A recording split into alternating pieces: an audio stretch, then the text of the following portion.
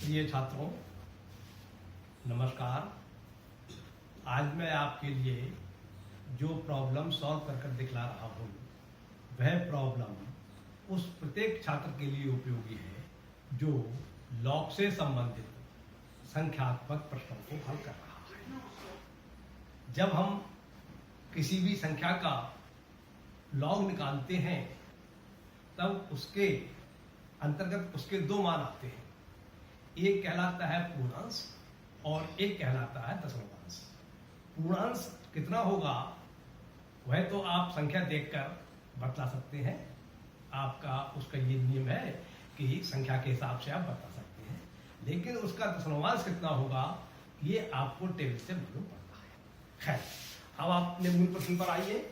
आज का प्रश्न है, यदि लॉग 5817 बराबर 3.7647 है तो लॉग 581.7,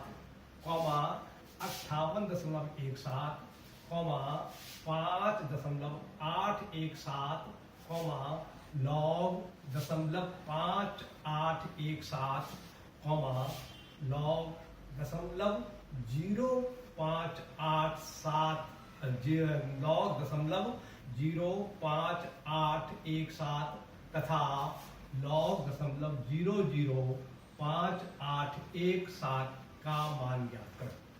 आपको लॉग 5817 का मान दे रहा है 3.7647। इसकी सहायता से आपको इन संख्याओं का लॉग ज्ञात करना है। तो देखिए, सबसे पहले आप समझिए, आपको दिया है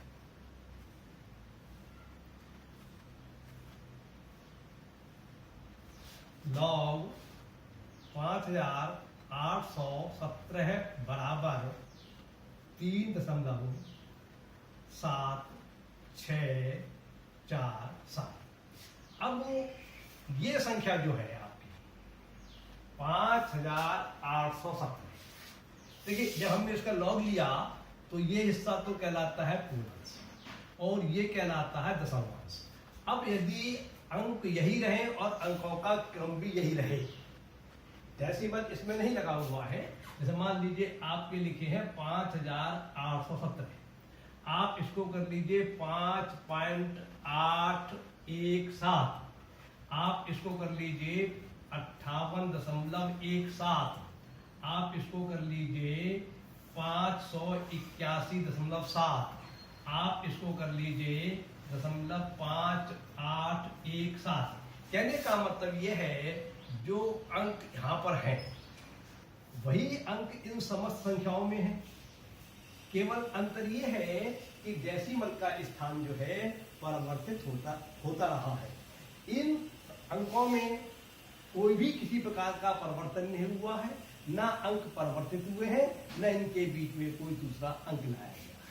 तो इन संख्याओं का चाहे आप इसका लॉग निकालें या इसका लॉग निकालें या इसका लॉग निकालें या इसका लॉग निकालें, इसका दशमलवांश तो हर बार इतना ही आना है।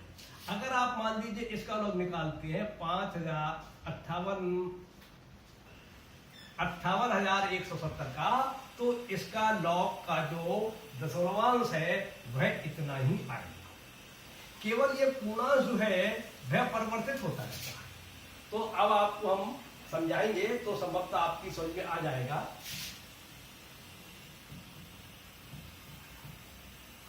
तो लिखा हमने दिया है लॉग 5817 बराबर 3.7647। अब लॉग 581.7 बराबर, जैसा कि आपको हमने बताया था, यहां पर डेसिमल जो था वो यहां पर था। 5817 के संख्या में डेसिमल जो लगा हुआ था वो यहां पर लगा हुआ था, वहां पर लगाने की आवश्यकता नहीं थी, इसलिए नहीं लगाया गया है। यहां पर डेसिमल यहां पर आ गया है, तो ये अंक जितने अंक यहां पर है अंक उतने ही यहां पर है। न अंकों का क्रम बदला गया है, न अंकों में कोई परिवर्तन किया गया है, न इनके अंकों के बीच में दूसरा कोई अंक लाया गया है। इसलिए जब इसका लॉग लेंगे तो इसका दशमलवांश जो है वो तो इतना ही आएगा। केवल ये पूर्णांक बदल जाएगा। अब ये कितने अंकों की संख्या थी? 4 अंकों की, 1 2 3 4। तो आपको हमने बताया था इससे पहले, किसी संख्या का जब लॉग लेते हैं तो जितने अंकों की संख्या होती है उससे एक कम दशमलवांश पूर्णांक आता है। तो 4 - 1 = 3। तो यहाँ पूर्णांश आया 3 के। तो अब आप जब इसका लॉग लेंगे तो आपने दशमलवांश को इसके सहयोग की सहायता से लिख दिया। अब ये संख्या रह गई आपकी 3 अंकों की, इसलिए इसका पूर्णांश आएगा 3 - 1 = 2। तो इसका मतलब ये हुआ log 581.7 बराबर होगा 2.7647। क्लियर? अब आप इसका देखिए, log 58.17 बराबर, क्योंकि इसमें आप देखिए कोई अंकों में किसी प्रकार का परिवर्तन नहीं हुआ है, ना अंकों के क्रम में कोई परिवर्तन हुआ है, ना अंकों के बीच में कोई दूसरा अंक लाया गया है। इसका मतलब ये हुआ जब इसका लॉग लिया जाएगा तो दशमलवांश तो इतना ही आना है। तो ये तो आप देख कर लिख दीजिए यहाँ पर जो आपका दिया हुआ है 6747। अब ये कितने अंकों की संख्या है? इतने अंकों की, ये अंक नहीं माने जाते हैं, तो ये 2 अंकों की संख्या है। तो इसका पूर्णांक आएगा 2 - 1 = 1। क्लियर? अब आप इसको देखिए, आपको निकालना है log 5.817 बराबर, ये अंक बिल्कुल वही है जो इसमें थे, इसलिए इसका जब लॉग लेंगे तो दशमलवांश तो उतना ही आना है, 0.7647। और ये एक अंक की संख्या है, इसलिए इसका पूर्णांक आएगा 1 - 1 = 0। तो ये इसका लॉग हो गया। इस प्रकार से मैंने आपको इसका लॉग बता दिया, इसका बता दिया, इसका बता दिया। अब और संख्याओं को बताता हूं।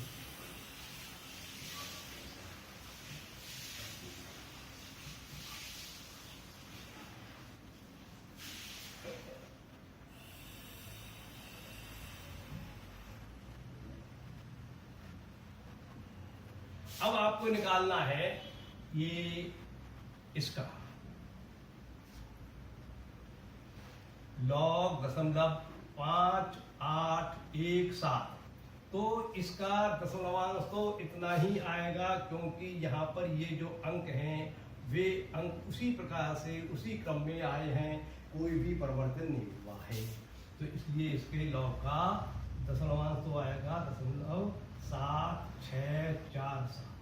अब जब ये एक अंक से भी छोटी संख्या है तो हम ये देखते हैं, ये दशमलव और जो दशमलव के दाईं ओर बढ़ने पर पहला अशून्य अंक, अशून्य अंक का मतलब 0 के अलावा कोई दूसरे अंक जो होते हैं, 1 है, 2 है, 3 है, 4 है, 5 है, 6 है, 7 है, 8 है, 9 है, इनमें से जो भी अंक पहले मिल जाए उसके बीच में कितने जीरो ये गिनते हैं। इसके बीच में एक भी जीरो नहीं है, तो 0 0 मान लिया आपने, तो इसमें एक जोड़ा जाएगा। वहां पर तो हम घटा रहे थे, इसमें एक जोड़ा जाएगा, +1 = 1। इसका पूर्णांक आएगा 1, लेकिन वो पॉजिटिव का नहीं होगा, वह नेगेटिव का होगा। तो नेगेटिव का 1 ऐसे अगर हम लिख देंगे तो ये संख्या पूरी हमारी माइनस की हो जाएगी, नेगेटिव की हो जाएगी, जबकि ये हिस्सा तो पॉजिटिव का है और ये हिस्सा नेगेटिव का है। इसलिए हमने आपको बताया था इसको इस प्रकार से लिखेंगे। इसका पूर्णांक तो है -1 और दशमलवांश जो है प्लस का है, कितना? 0.7647। क्लियर? अब आप लोग लेना चाहते हैं इसका log 0.5817 बराबर। अब देखिए ये अंक बिल्कुल वैसे ही हैं, ये 0 इधर बढ़ गया, इधर बढ़ गया, इससे कोई अंतर नहीं पड़ता है। इसके बीच में कोई अंक नहीं आना चाहिए, ना 0 भी नहीं आना चाहिए और न इन अंकों में क्रम में कोई परिवर्तन होना चाहिए। तो इसके लॉग का दशमलवांश तो उतना ही आना है, 0.7647। अब देखिए दशमलव ये रहा और पहला अशून्य अंक ये रहा, इसके बीच में कितने जीरो मिला? 1 जीरो मिला। तो 1 + 1 = 2। इसका पूर्णांक आएगा 2, लेकिन आएगा किसमें? माइनस में, नेगेटिव में। तो इसको इस प्रकार से लिख देंगे। इसका मतलब ये 2 तो नेगेटिव के लिखे हुए हैं, ये पॉजिटिव की संख्या लिखी हुई है इधर वाली। अब आप अगला ये देखिए, 9.00587। देखिए ये बिल्कुल उसी प्रकार के क्रम में दिए हुए हैं, ना अंक में कोई परिवर्तन हुआ है, इसलिए इसका दशमलवांश तो इतना ही आएगा, 0.7647। क्लियर। अब इसके और दशमलव के बीच में कितने जीरो हैं? 2, तो 2 + 1 = 3। इसका पूर्णांश आएगा 3, लेकिन आएगा नेगेटिव का, तो लिखा इस प्रकार से जाएगा उसके लिए। क्लियर। अब आप एक सवाल और देख लीजिए इसी से संबंधित। आपको मान लीजिए लॉग ज्ञात करना है, लॉग 58,170। तो देखिए ये यहां पर अंक वही रहे, कोई परिवर्तन नहीं हुआ है, केवल इधर एक 0 बढ़ गया, जिससे ये पहले 4 अंकों की संख्या थी, अब ये 5 अंकों की संख्या हो गई। तो चूंकि मूल संख्या जो है वह उसके अंक में जो अंक दिए हुए हैं वो यहाँ पर भी अंक हैं, इसलिए इसका दशमलवांश तो इतना ही आना है।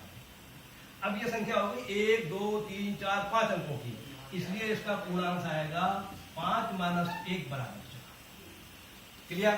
इस प्रकार से आपको यदि किसी भी संख्या का लॉग दिया हुआ है और उससे संबंधित किसी संख्या का लॉग पूछा है, और उसमें शर्त यह है कि जो मूल संख्या है उसमें जो अंक हैं वो अंकों का क्रम किसी प्रकार से परिवर्तित नहीं होना चाहिए और अंकों में भी कोई परिवर्तन नहीं होना चाहिए, तो हम इस प्रकार से लॉग बता सकते हैं। अब आप दूसरा प्रश्न देखिए,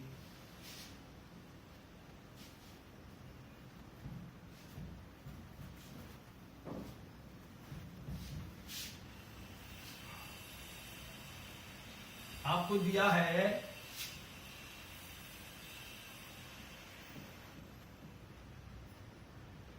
लॉग 85.6 = 1.9324। अब इसकी सहायता से आपसे इसका मान पूछा है, लॉग 856। तो ये आप ध्यान ये देख लीजिए, आप ये डेसिमल कहाँ पहुंच गया इससे कोई मतलब नहीं है। ये अंक जो है वे अंक वही है जो यहाँ पर है, यहाँ पर है, अंकों का क्रम भी वही है, अंकों के बीच में कोई दूसरा भी अंक नहीं आया है। इसका मतलब ये हुआ इसका दशमलवांश तो इतना ही आना है, 0.93 और 24। अब ये कितने अंकों की संख्या है? 3 अंकों की। जब 3 अंकों की संख्या है तो 3 - 1 = 2, इसका पूर्णांक आएगा 2। तो लॉग 856 बराबर होगा 2.9324। अब आप इसका देखिए, लॉग 8560 बराबर, ये अंक वही है, कोई परिवर्तन नहीं है, इसलिए दशमलवांश तो उतना ही आएगा, 0.9324। अब ये संख्या हो गई 1, 2, 3, 4 अंकों की, इसलिए इसका पूर्णांक आएगा 4 - 1 = 3। जब आप कुछ करेंगे तो आपकी समझ में आने लगेंगे, अभ्यास से कीजिए। अब देखिए ये लॉग 0.856, ये संख्या के अंक बिल्कुल वही है, इसलिए दशमलवांश तो उतना ही आएगा, 0.9324। अब ये एक अंक की भी संख्या नहीं है, तो आप ये देखिए इसके और डेसिमल के बीच में कितने जीरो है? 1 भी जीरो नहीं है, तो 0 और 0 है, मतलब तो 0 + 1 = 1, लेकिन आएगा किसमें? माइनस का। तो इस प्रकार से लिखा जाएगा इसका लॉग। अब अगला देखिए आप, लॉग 8.56, ये अंक उसी क्रम में है, वही अंक है, इसलिए दशमलवांश तो इतना आना ही है। ये संख्या कितने अंकों की है? 1 अंक, ये वाले अंक है, इधर के अंक नहीं होंगे इसमें, तो 1 - 1 = 0, इसका पूर्णांक 0 आ जाएगा। अब आप इसका देखिए, आप लॉग 85,600, ये अंक उसी क्रम में है, वही है, कोई परिवर्तन नहीं है, इसलिए इसका दशमलवांश तो उतना ही आना है, 0.9324। लेकिन ये संख्या हो गई 1, 2, 3, 4, 5 अंकों की, इसलिए इसका पूर्णांक आएगा 5 - 1 = 4। क्लियर। अब आप एक और देखिए, ये दिया है log 0.0856 बराबर इसमें जो है ये जो संख्या है इतनी, ये तो बिल्कुल उसी क्रम में है और अंक वही है, इसलिए इसका दशमलवांश तो उतना ही आना है 9324। अब ये चूंकि एक अंक से भी छोटी संख्या है इसलिए देखेंगे डेसिमल के बीच में और इसके बीच में कितने जीरो है, 2। तो 2 + 1, एक जीरो ये और एक जीरो ये, 2 + 1 बराबर 3, लेकिन 3 आएगा माइनस का, तो देखा इस प्रकार से जाएगा, इसका मतलब आ गया। इस प्रकार से ये प्रश्न भी आपका पूरा हो जाता है। अब आप एक प्रश्न और है वो आपको और समझाइएगा। ये मैंने सभी प्रकार के प्रश्न लेकर आपको समझाने का प्रयास किया है, आप अभ्यास कीजिए। आजकल के जमाने में तो आपके पास कैलकुलेटर है, आप अपना लॉग जो है एक लिख लीजिए उससे और उसी प्रकार से इस प्रकार से प्रश्न बनाकर उनके अभ्यास कीजिए और उससे मिला लीजिए आंसर। आपको दिया है log 5 बराबर 0.6990। यहाँ पर इसका पूर्णांक नहीं है तो जीरो माना जाएगा, क्योंकि एक अंक की संख्या है ना, तो 1 - 1 बराबर 0 पूर्णांक है इसका।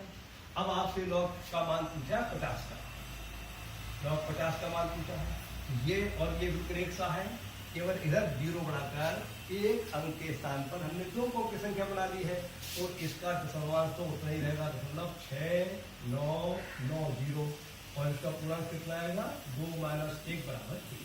क्लियर। अब देखिए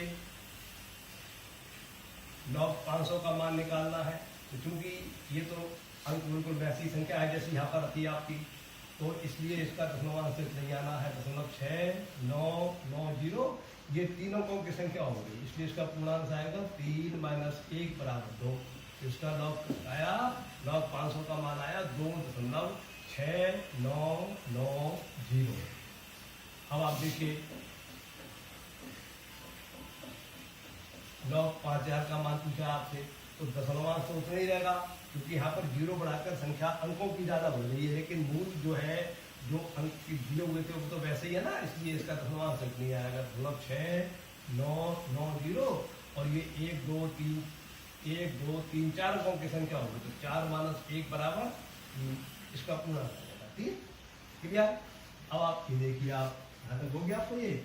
अब आप देखिए log 5, तो ये क्योंकि 5 यहाँ पर भी है 5 यहाँ पर भी, इसमें किसी प्रकार का परिवर्तन नहीं हुआ है, इसलिए इसके दशमलवांश तो नहीं आएगा 0.6990।